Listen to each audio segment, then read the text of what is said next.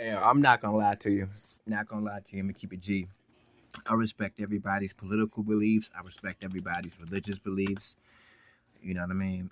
I'm not the kind of person who feels like I gotta challenge you just because you have a different opinion than me about politics, religion, or whatever, man. Here's the thing, man. I think that the politicians understand one thing. If you can get the people to fight each other, you can win. And I think that's a philosophy or a tactic that goes back to they use it on the Native Americans. Cortez and the conquistadors, they use divide and conquer techniques. The Europeans, they were dividing and conquering for a very long time, since the times of Charlemagne. You know what I mean? Like they were really, since the Roman Empire, they know, like the Roman Empire, for example, used to implement divide and conquer techniques. They did it to the ancient Germans, the ancient French, the ancient Germans. They tried to do that with them. You know what I mean? But they definitely applied divide and conquer tactics with the ancient French because they would say, "Yo, you be cool with the Romans, you know, and you good." You understand? All you got to do is when we get the beef and when we start fighting with these other tribes from your land, just stay out the way or hold us down. You know what I mean? We'll pay you to fight them with us, and it's like divide and conquer. And the next thing you know, the Roman Empire, they really wanted to conquer the area in the first place, but now it's easier because you're causing the people to fight. And it's like, yo, I be seeing people argue about politics, mostly politics nowadays, man, and it's ugly. You know what I mean? At the end of the day, what do you expect, man? Everybody has their own opinion. You understand what I'm saying? And it's all good. I'm not going to be upset with you because you have an opinion. You know what I mean? But you've got some people out here who will literally stop being your friend, stop talking to you just because you have a different opinion politically than them. I've seen people fight. Man, Trump, that's why I'm kind of glad he's not the president anymore because I've seen so many fights over people's opinion of Trump. And I'm just like, yo, like, I mean, come on, man. It's like, that's like me allowing.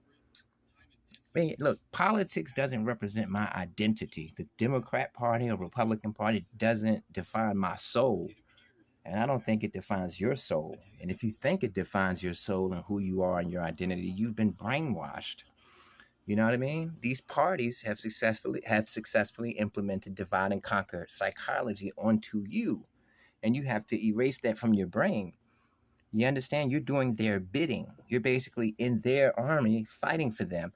And trust me, they got black man, white man fighting, even though black man, white man are equally poor. Got those two guys fighting it out, thinking that you're the reason for my problems. No, you're the reason for my problems.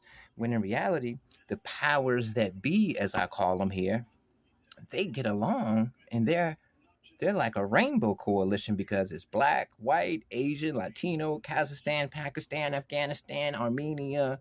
You understand? It's everybody.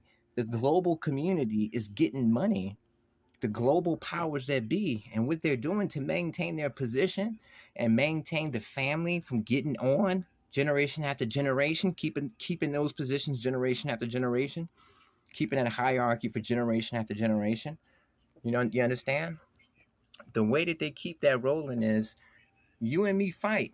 Imagine what would American politics be if there was no like competitive like sports competition type mentality. It's like team A versus team B. Even with the news has realized we don't get ratings anymore. Nobody cares about the news.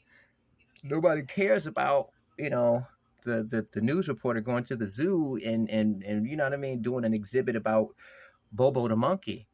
That's not cool. So they've learned, okay, politics. We can get on their emotions, get their emotions riled up, get them angry.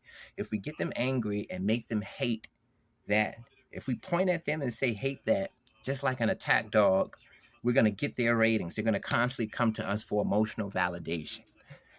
You understand? Whether you watch left wing or right wing news or listen to it on the radio or whatever podcast, they are making money from you. They're making book deals.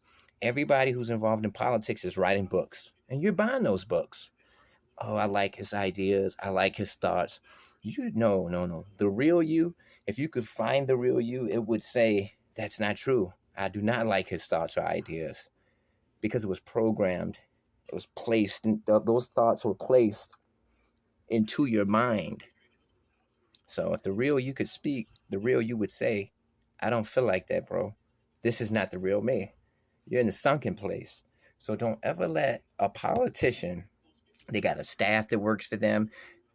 The staff makes a lot of money. Each member of the senators or representative staff gets money. They got a housemaid, they got housekeeping, they got an apartment in DC or a condo in DC, but they really live in their home state where they have $1 million mansion. They're getting money. They got to maintain that through hate. They got to, because they will never have all of that if you and me got along. But if we're arguing about skin color and all that, what's in our mind, they win. And they are winning. So open your mind, man. Peace.